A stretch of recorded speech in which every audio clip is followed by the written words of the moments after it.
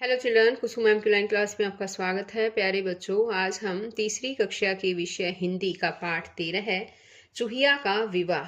कहानी को अच्छी तरह से सुनेंगे और साथ ही इस पाठ को पढ़ना भी सीखेंगे। सभी बच्चे वीडियो को ध्यान से सुने और इस वीडियो में बीच बीच में मैं कुछ क्वेश्चंस भी पूछूंगी, उनके आंसर भी देना सीखे। ये कहानी है बच्चों चूहिया के विवाह की। एक बार क्या होता है कि एक ऋषि को एक चूहिया मिल जाती है और अपने मंत्र बल से चूहिया को कन्या बना देते हैं। और जब वो कन्या बड़ी हो जाती है तो अब ऋषि उसका विवाह करने की सोचते हैं और इसके लिए वर ढूंढते हैं। तो अब देखिए, एक बार ऋषि जो है बड़े बड़े देवताओं को उस कन्या के वर के रूप में लेकर आते हैं, लेकिन चूहिया जो कन्या बनी हुई है वो उन सब को मना कर देती है। और अंत में चूहिया जो है यानी वो कन्या किससे विवाह करेगी, ये सब हम इस पाठ में जानने वाले हैं। तो सभी बच्चे शुरू से लेकर अंत तक पूरी देखें। अगर आप बीच में स्किप कर देते हैं तो अच्छी तरह से कहानी समझ में नहीं आएगी। और एक और बात है बच्चों कि पाठ पढ़ना आपके लिए बेहद जरूरी है। सभी बच्चों को पाठ पढ़ना भी आना चाहिए। अगर आप एक बार अच्छी तरह से पाठ को पढ़ना सीख जाएंगे तो आप से जितने भी क्वेश्चंस पूछ लिए जाएं उनके आंसर आप इजीली दे पाएंगे। और अगर आपको पाठ ही पढ़ना नहीं आएगा तो फिर आप क्वेश्चंस के आंसर भी नहीं दे पाएंगे, है ना। तो देखिए, एक और बात है बच्चों, वीडियो शुरू करने से पहले अगर आप अभी तक मेरे चैनल पर नए हैं तो मेरे चैनल ऑनलाइन स्टडी हब को सब्सक्राइब भी कर लें, साथ में दिए बेल आइकन को जरूर प्रेस कर लें। देखिए, शुरुआत करते हैं। पाठ 13 है, चूहिया का विवाह। गंगा के तट पर एक ऋषि नहाकर जब आचमन कर रहे थे तो किसी बाज के मुख से छूटकर एक चूहिया उनके हाथ में आ गिरी। यह देखकर ऋषि ने उसे पत्ते पर रख दिया।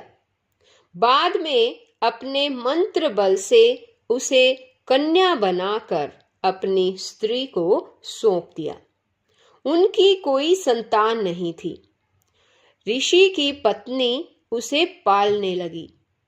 जब वह कन्या विवाह योग्य हुई तो उसने ऋषि से कहा, क्या आप नहीं जानते कि हमारी बेटी के विवाह का समय बीता जा रहा है।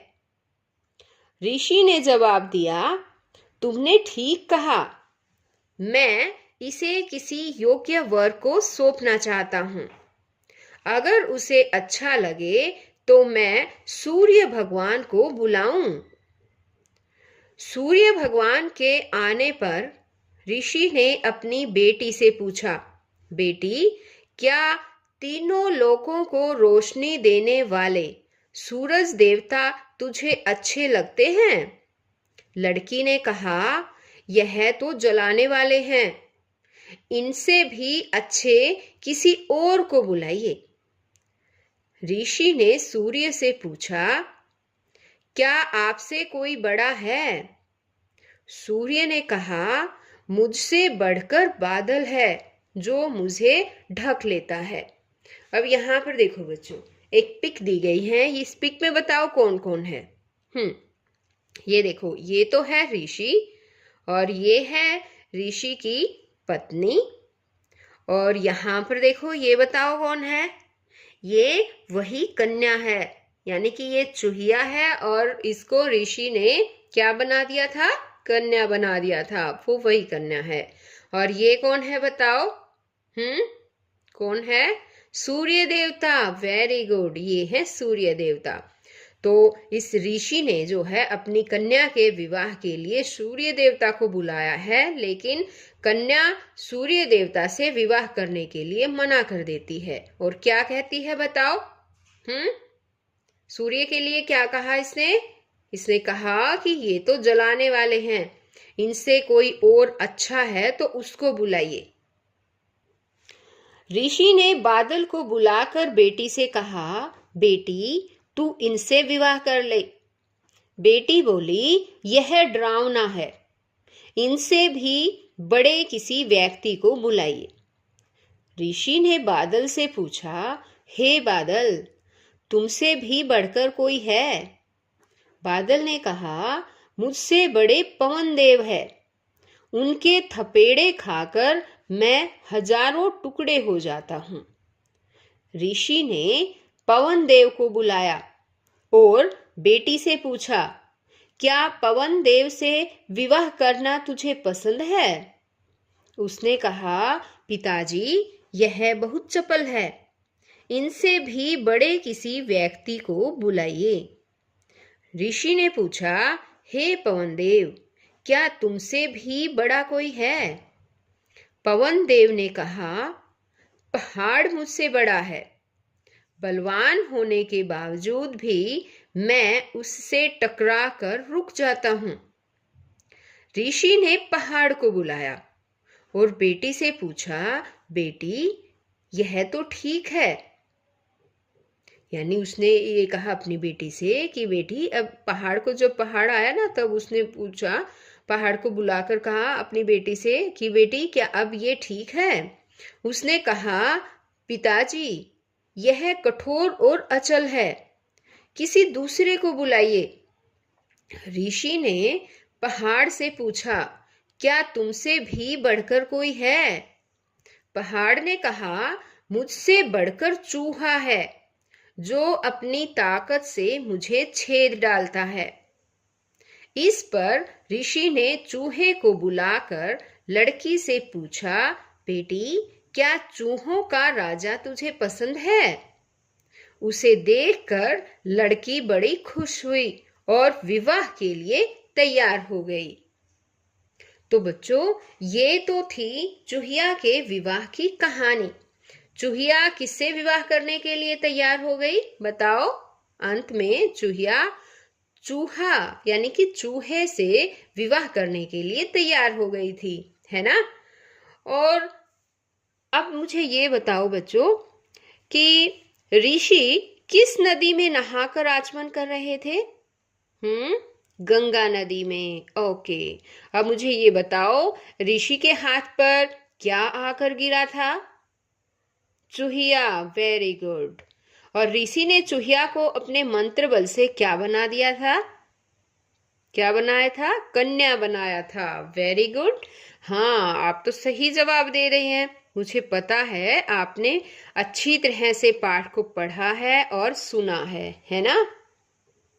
अब आगे कुछ और क्वेश्चन भी मैं आपसे पूछती हूँ। मुझे बताइए कि ऋषि ने पहाड़ से क्या पूछा?